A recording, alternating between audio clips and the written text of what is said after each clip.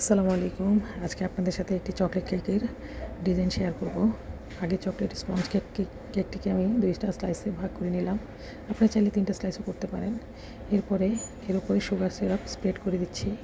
Half cup পানির সাথে 2 table চামচ চিনি মিশালেই সুগার সিরাপ হয়ে যাবে। এরপর এর মাঝখানে বেশ খানিকটা বাটার ক্রিম দিয়ে আমি একটা মোটা লেয়ার করে দিব। আমি কেকের অর্ডারের কাজ করি। এটাও আমার একটা অর্ডারের কেক। আমার কেকের পেজ আছে, আপনারা চাইলে ঘুরে আসতে পারেন। এর উপরে আমি বাকি স্লাইসটা দিয়ে দিচ্ছি এবং এর উপরে বাকি সুগার সিরাপটা আমি স্প্রেড করে দিচ্ছি। সুগার সিরাপটা আমি 2 ভাগে ভাগ করেছি, অর্ধেকটা নিচের স্লাইসে দিচ্ছি আর অর্ধেকটা উপরের স্লাইসে। এখন আরও বেশ খানিকটা বাটার ক্রিম দিয়ে আমি এটাকে ক্রাম কোট করে নিচ্ছি।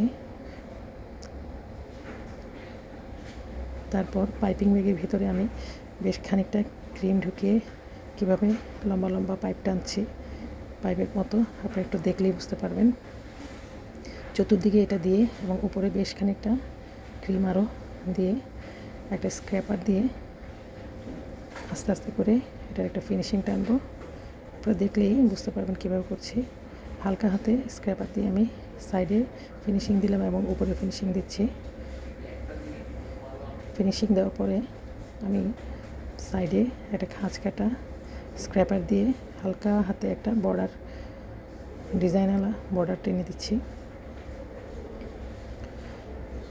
এরপর পাইপিং ব্যাগের ভিতরে চকলেট গানাশ ঢুকিয়ে ছোট্ট একটা ছিদ্র করে সাইডে আমি ড্রপ দিয়ে দিয়ে কীভাবে ডিজাইন করছি দেখুন, খুব সুন্দর একটা ডিজাইন ক্রিয়েট হবে।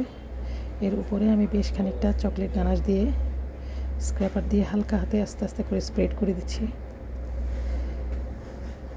এবার একটা পাইপিং ব্যাগে বেশ খানিকটা ক্রিম নিয়ে উপরে সার্কেল আকারে গোল করে আস্তে আস্তে করে বেশ কিছু লম্বা লম্বা গোল গোল সার্কেল করে নিচ্ছি।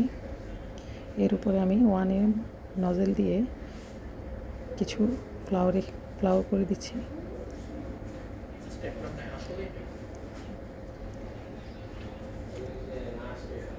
মাঝখানে কিছু গোল্ডেন এবং সিলভার কালারের পার্ল দিয়ে ডিজাইন করে এর উপরে কয়েকটা চকলেট টপার দিয়ে দিব।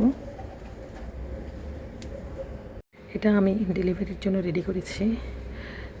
ভিডিওটি ভালো লেগে থাকলে লাইক, কমেন্ট এবং শেয়ার করে দিবেন এবং চ্যানেলটি সাবস্ক্রাইব করে পাশেই থাকবেন। আজকের মতো এখানে বিদায় নিলাম। আল্লাহ হাফেজ।